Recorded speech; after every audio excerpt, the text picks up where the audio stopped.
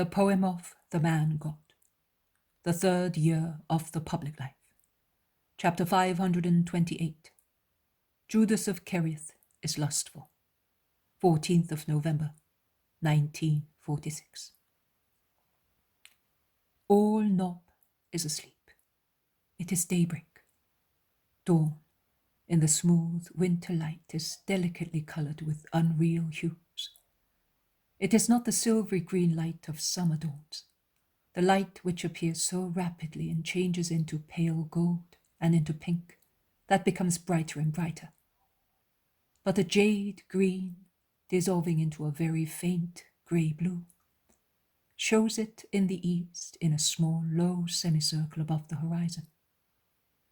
A spot of a veiled, almost tired brightness, like a pale flame of sulphur burning behind a screen of whitish smoke.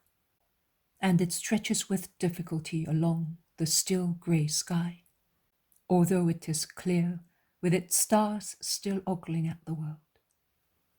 It has difficulty in driving back the greyness to make room for its precious shade of pale jade, and for the pure cobalt blue of the Palestine sky. It seems to be halting shyly, as if it were suffering from the cold at the eastern border, and it delays there further, with its semicircle of sulphur brightness slightly expanded, and just fading from pale green to white, veiled with a touch of yellow, when it is outshone by a sudden pink hue that frees the sky from the last night veil, and makes it as clear and precious as a canopy of sapphire-coloured satin. And a fire is lit in the remote horizon, as if a wall had collapsed, and a blazing furnace were revealed. But it is fire or a ruby lit up by a hidden fire. No, it is the rising sun. There it is. As soon as it rises from behind the curves of the horizon, it is ready to tinge a white woolly cloud with coral pink, and to change the dewdrops on the tops of perennials into diamonds. A tall oak at the end of the village has a veil of diamonds on its bronze leaves facing east.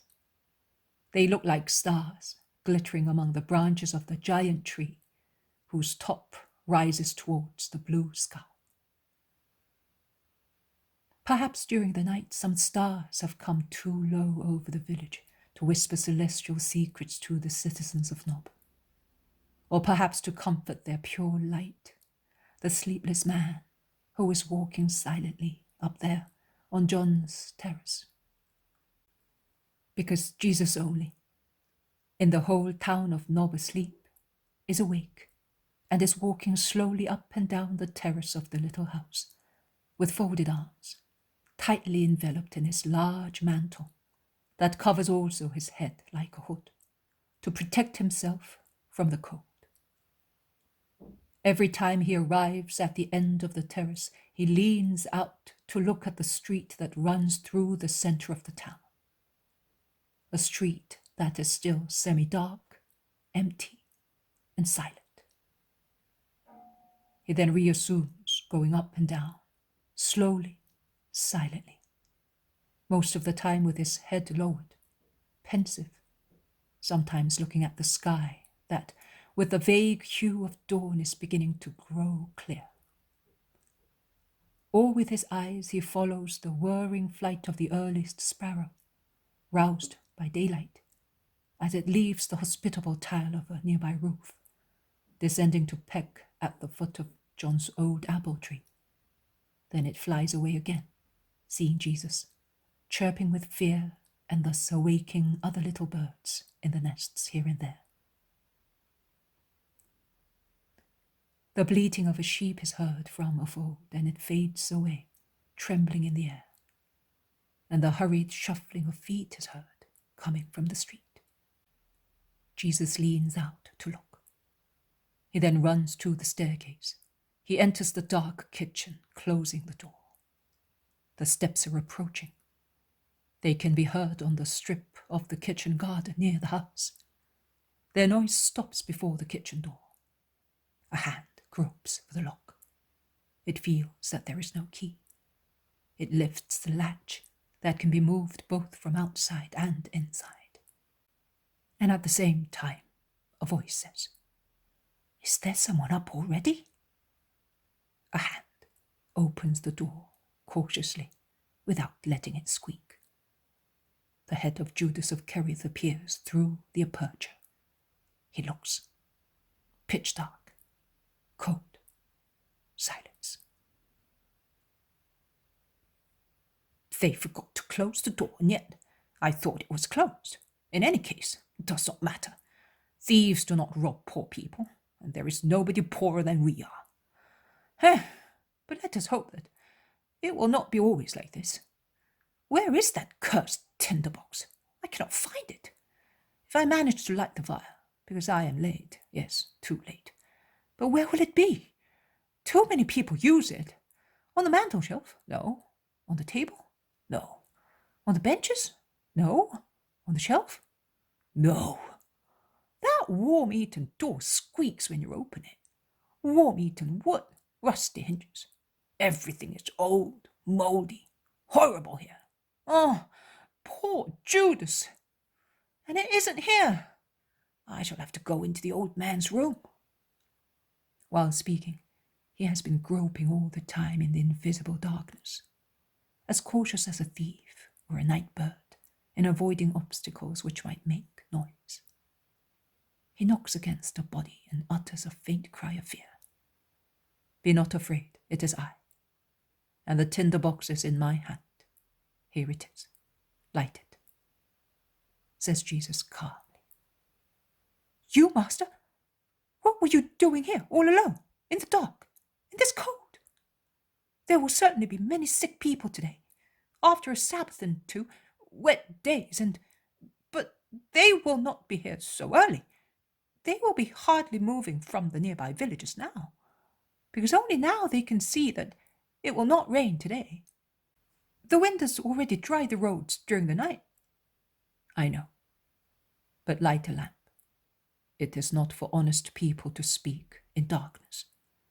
But it is typical of thieves, liars, lewd people, and killers. Parties to evil deeds love darkness. I am no party to anybody." "Neither am I, Master. I wanted to light a fire, so I was the first to get up." "What did you say, Master? You mumbled between your lips and I did not understand." "So light it." I saw that it's a clear day, but it's cold. They will all be pleased to find a good fire. Did you get up because you heard me bustle about, or because of the old man who is he still in pain? Here it is, at long last. The tinder and steel seemed so damp, and they will not give a spark. They have got soaked." A little flame rises from the wick of a lamp. One only small, trembling little flame, but sufficient to see the 2 faces. The pale face of Jesus, the swarthy, fearless face of Judas.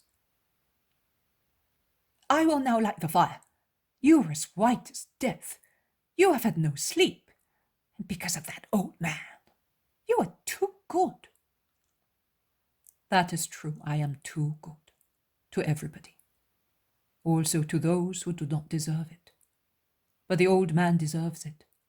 He is an honest man, with a loyal heart. However, I did not keep watch for him, but for somebody else. It is true that the steel and tinderbox were damp, but not because of a cup overturned, or of other liquid spread by accident, but because my tears dripped on them. It is true. It is a clear day, but it is cold, and the wind has dried the roads, and at dawn dew fell. Feel my mantle. It is wet with it. Then dawn came to show the clear sky. Light came to show an empty place. The sun rose to make dewdrops shine on leaves and tears on eyelashes. It is true. There will be many sick people today, but I was not waiting for them. I was waiting for you. I was awake all night for you.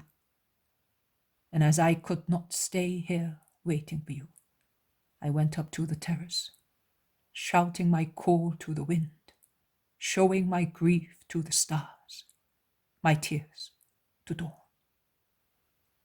Not the old sick man, but the dissolute young one, the disciple who shuns the master, the apostle of God who prefers a cloaker to heaven and falsehood to the truth, made me stay up all night waiting for you.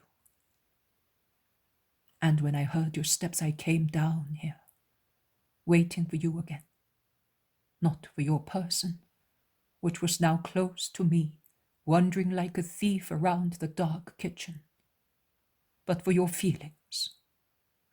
I was expecting a word, and you did not speak it when you felt that I was standing in front of you.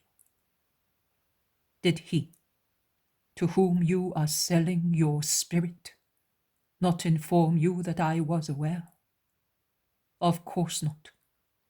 He could not warn you or suggest to you the only words that you could, that you should have said, if you were a just man.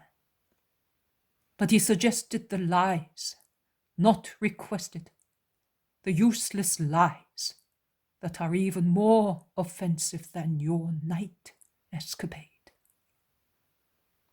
He suggested them grinning, rejoicing that he had made you descend a further step, and that he had caused me another sorrow.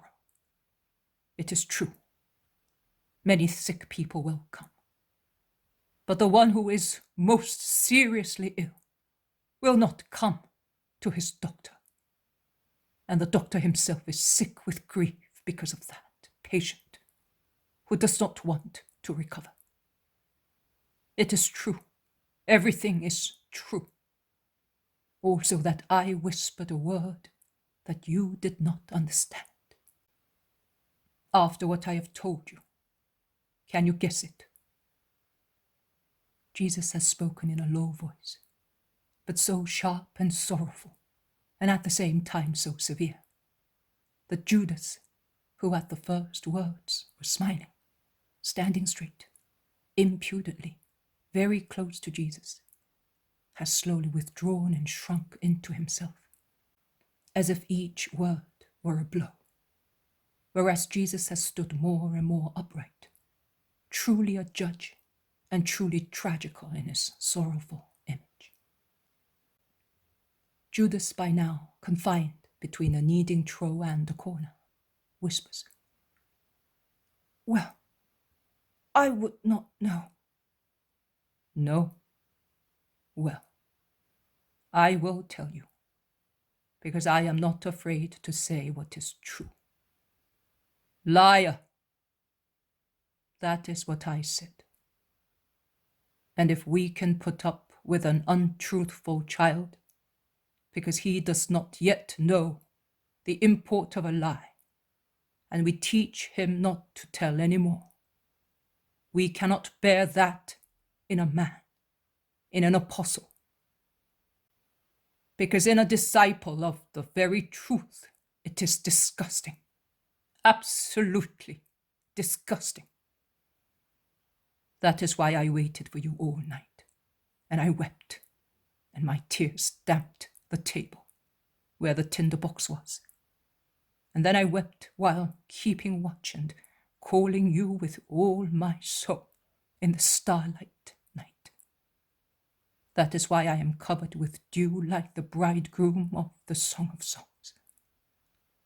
But my head is covered in vain with dew, and my locks with the drops of night. In vain I knock at the door of your soul, saying, "Open the door to me, for I love you, although you are not spotless." Nay, it is just because it is stained that I want to go in and clean it. It is because it is ill that I want to go in and cure it. Be careful, Judas. Watch that the bridegroom does not go away, and forever, and that you may not be able to find him anymore.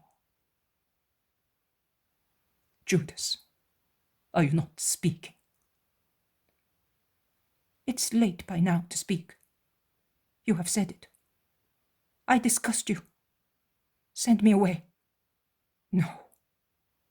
Lepers also disgust me. But I feel sorry for them.